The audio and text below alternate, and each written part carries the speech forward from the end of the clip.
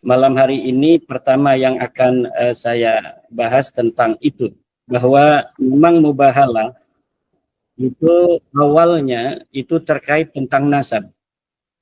Jadi mubahalah yang terjadi pada masa Rasulullah Muhammad SAW adalah tentang nasab, yaitu nasab Sayyidina Isa alaihissalam, di mana selama 500 tahun dunia dibohongi dalam tanda kutip dalam ajaran Islam bahwa Nabi Isa merupakan anaknya Tuhan. Jadi nasab Nabi Isa adalah anak daripada Tuhan. Kemudian setelah 550 tahun kurang lebih, datanglah kebenaran bahwa Nabi Isa bukan anaknya Tuhan. Dia hanyalah seorang hambanya Tuhan, seorang Abdullah, seorang hambanya Allah. Kemudian dari pihak Nasrani Najran ini dari Yaman, ini tidak menerima adanya sebuah qadiyah, sebuah khobar, sebuah mudda'a, sebuah proposisi dari Rasulullah bahwa Nabi Isa adalah hamba Tuhan, bukan anak Tuhan. Kemudian mereka datang untuk mengadakan mujadalah dengan Rasulullah Muhammad SAW. Kemudian Allah memerintahkan kepada Nabi Muhammad untuk melakukan mubahalah. Jadi mubahalah ini harus mempunyai sebuah unsur variabel perintahkan Tuhan. Karena dalam Al-Quran dikatakan, "Faman hajaka min ba'di ma ja'aka minal ilmi faqul ta'alau nad'u abna'ana wa abna'akum wa nisa'ana wa nisa'akum summa nabtahil naj'al la'natallahi 'alal kadzibin." Nah, jadi unsur pertama variabel daripada mubahalah yang diberitakan oleh Al-Quran adalah ada perintah Allah di sana. Yang kedua tentang nasab, bahwa mubahalah ini tentang nasabnya Nabi Isa yang tidak tersambung ke Allah. Diberitakan oleh Rasulullah bahwa nasabnya Nabi Isa ini tidak tersambung ke Allah. Dia hanya hambanya Allah. Kemudian orang Nasrani Najran ini tidak terima bahwa nasabnya Nabi Isa tidak tersambung ke Allah. Kemudian mereka diajak mubahalah oleh Rasulullah Muhammad SAW. Di dalam hadis-hadis dikatakan, seandainya orang-orang Nasrani Najran ini menerima mubahalah itu, kata Rasulullah dalam sebuah hadis, sesungguhnya aku telah diberitakan bahwa mereka semua akan hancur lebur. Mereka semua akan mati. Ya, begitu kira-kira apa yang diberitakan oleh Rasulullah Muhammad SAW.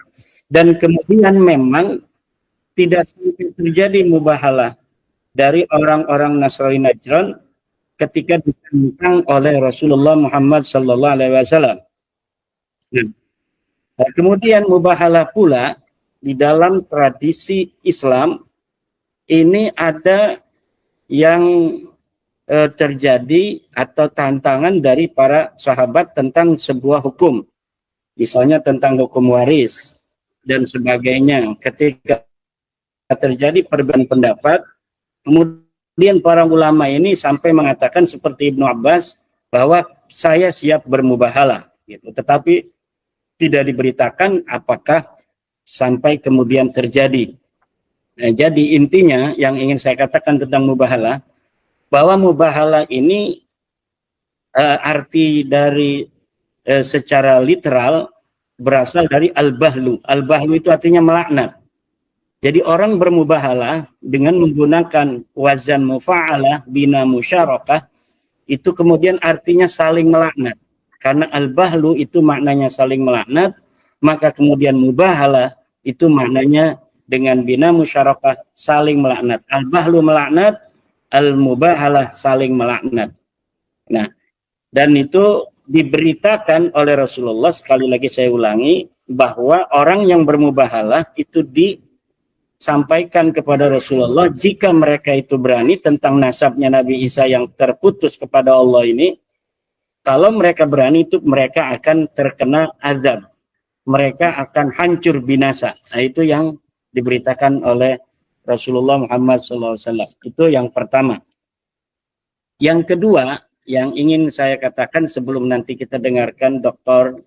Sugeng Sugiharto, kebanggaan kita bersama ini, adalah tentang isu yang kedua yang sekarang sedang berkembang di dunia maya, adalah tentang surat instruksi dari PBNU nomor 3975 tahun 2025 tentang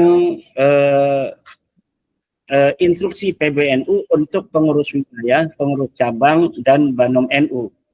Di antara instruksi itu ada hal-hal yang bagi sebagian masyarakat ini dianggap ada offset di sana. Bagi sebagian masyarakat, terutama terkait dengan penyebutan nama PWILS, di mana di sana dikatakan dalam beberapa poin, ada 5 poin semuanya, dalam 1-2 poin itu terkait dengan isu nasab, di antaranya di poin keempat menyebut secara tegas nama Perjuangan Wali Songo Indonesia. Yang ingin saya katakan bahwa surat sebuah organisasi untuk kadernya itu adalah hal yang biasa dan itu wajar-wajar saja. Jadi jika PBNU sebagai sebuah organisasi kemudian membuat surat instruksi untuk kader-kadernya akan sebuah kegiatan atau akan sebuah sikap organisasi, itu adalah hal yang biasa yang harus kita hormati.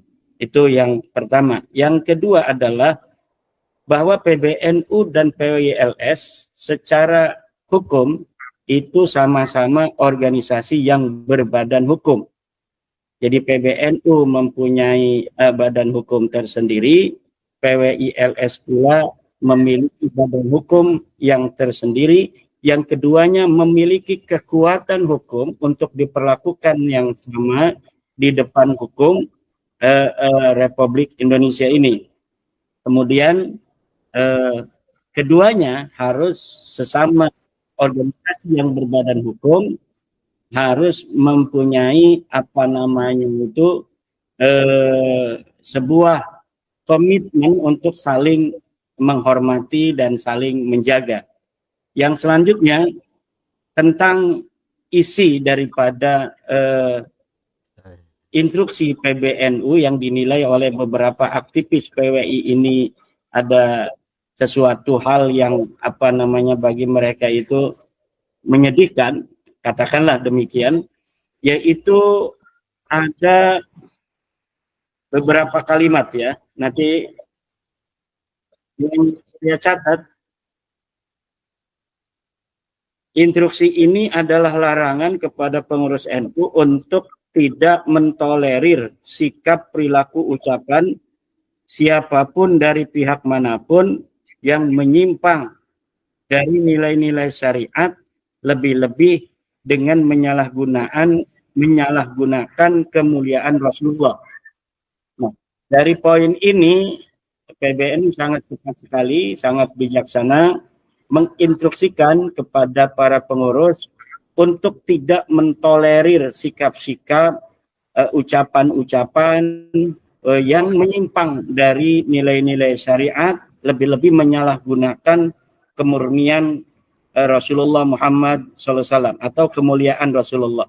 Dan ini tentunya bagi kita telah mengetahui bahwa yang selama ini selalu membawa narasi-narasi tentang Rasulullah adalah dari klan Ba'alwi. Jadi sebenarnya PBNU di dalam hal ini yang paling dijadikan titik berat dari poin yang ketiga ini adalah klan Ba'alwi. Untuk kepada kader NU tidak mentolerir dari oknum-oknum Ba'alawi yang senantiasa membawa-bawa nama Rasulullah untuk kemudian digunakan kemanfaatannya untuk pribadi dan kelompok mereka. membawa-bawa nama Rasulullah, kemudian dengan membawa nama kemuliaan Rasulullah itu mereka mengambil manfaat dari sana.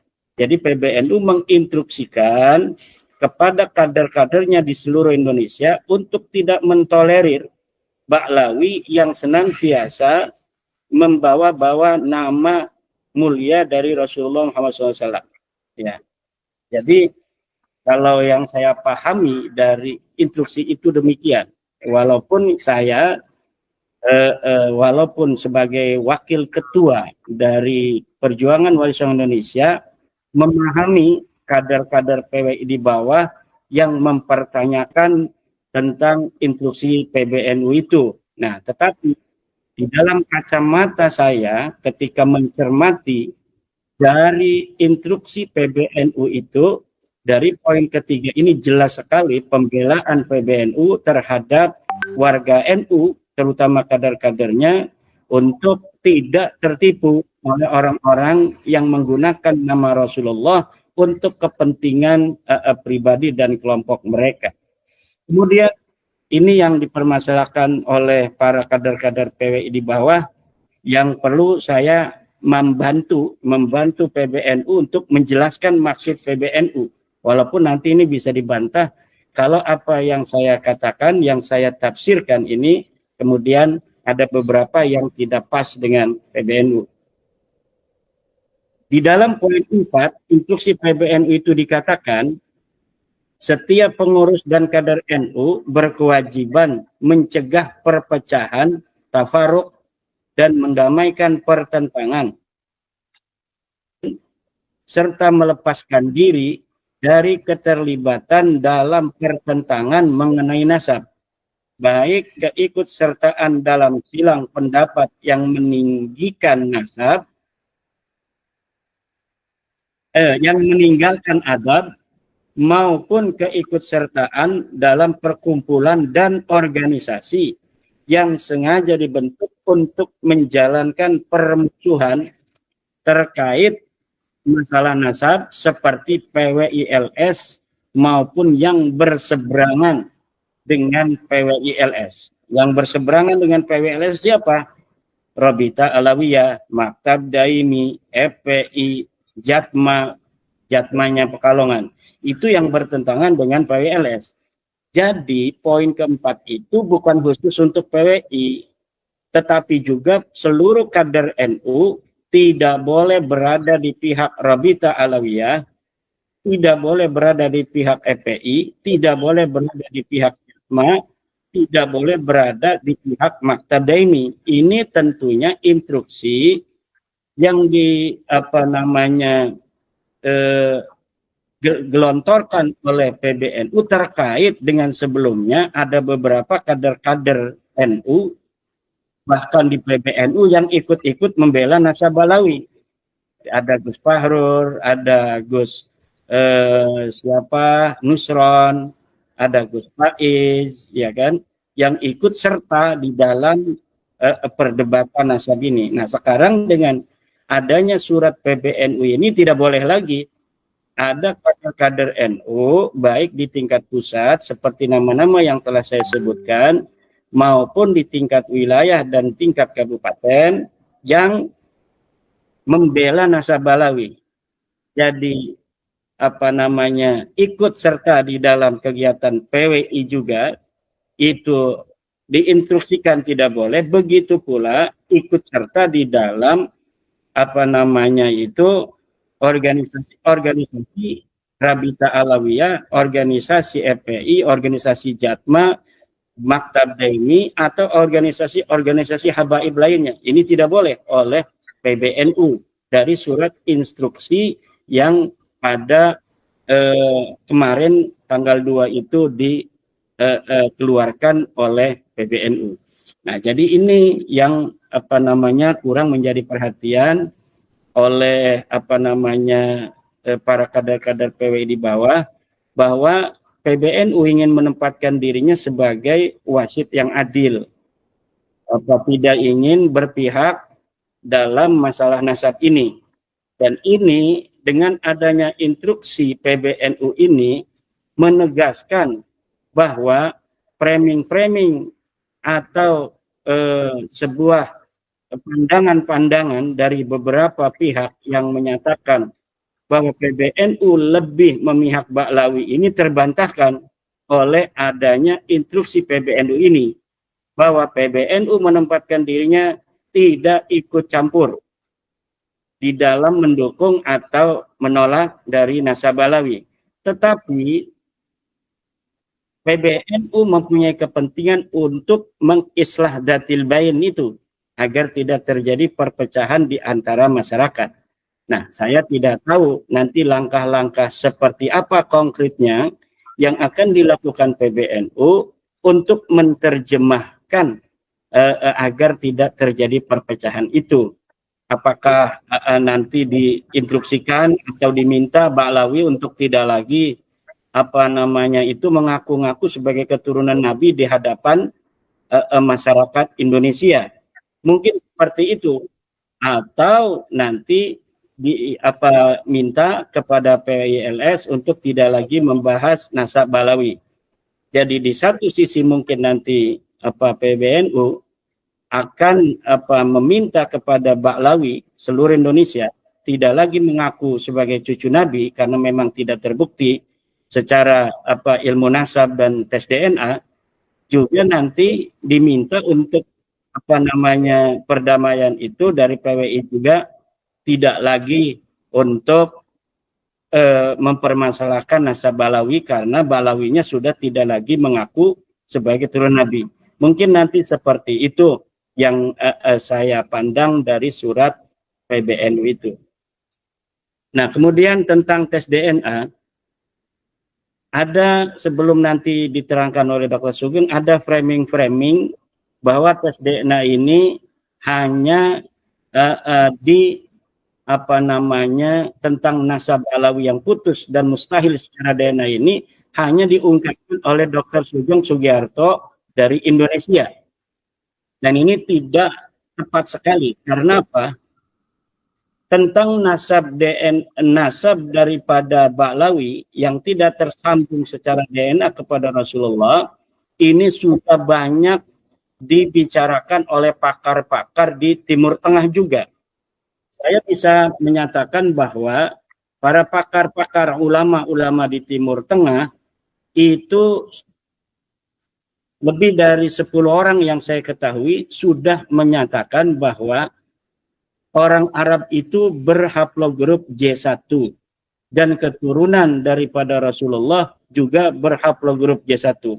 Di antaranya yang menyatakan bahwa orang Arab harus J1, satu pakar DNA Profesor Ubaidillah menyatakan DNA Arab adalah J1. Lihat dalam kitab Muqaddimah fi Ilmil Ansab halaman 189. Dua, Profesor Ali bin Muhammad As-Saikhi DNA bangsa Arab adalah J1. Lihat juga di kitab Muqaddimah fi Ilmil Ansab halaman 189. Tiga, Umar bin Abdul Aziz menyatakan bahwa DNA Arab adalah J1. Lihat, masih ada di YouTube. Kemudian Profesor Dr. Abdullah As-Suaibi menyatakan DNA orang Arab dan DNA daripada keturunan Rasulullah adalah J1. Lihat di dalam yemenisport.com. Kemudian Dr. Hadi Amili menyatakan bahwa keturunan Rasulullah Muhammad SAW itu J1. Lihat di web Quraisy dan Bani Hasim Project. Kemudian keenam, Dr. Adil Hasan Al-Husain. Lihat di Jihad.net menyatakan hal yang sama bahwa haplogrupnya bangsa Arab adalah J1. Kemudian Dr. Adil Asram ada menyatakan bangsa Arab dan keturunan Nabi Muhammad adalah J1. Kemudian Dr. Abdullah Al-Harraji, Adnan Khamjan, Umar Al-Syarif Al-Jammazi, Sayyid Hussein Al-Alawi. Ya, dari nama-nama yang saya terakhir disebutkan ini terdapat dalam family tree DNA. Ini ada 11 minimal yang saya baca dari artikel-artikel mereka menyatakan keturunan Nabi Muhammad, keturunan Arab itu berhaplogrup J1. Ini adalah ulama-ulama Timur Tengah, dan orang yang hari ini mengaku keturunan Nabi Muhammad Sallallahu Alaihi Wasallam, tapi haplogrupnya bukan berhaplogrup G1 seperti Ba'alawi yang berhaplogrup G, mustahil sebagai keturunan Nabi Muhammad SAW, dan orang yang mengakuinya, masih mengakuinya bahwa mereka adalah turun Nabi Ba'alawi ini dengan ada hasil tes DNA yang menyatakan sama sekali mereka bukan keturunan dari bangsa Arab, maka menurut saya ini termasuk orang-orang yang menyakiti daripada Rasulullah Muhammad SAW. Sementara demikian yang saya bisa sampaikan, Bapak Fathul Huda.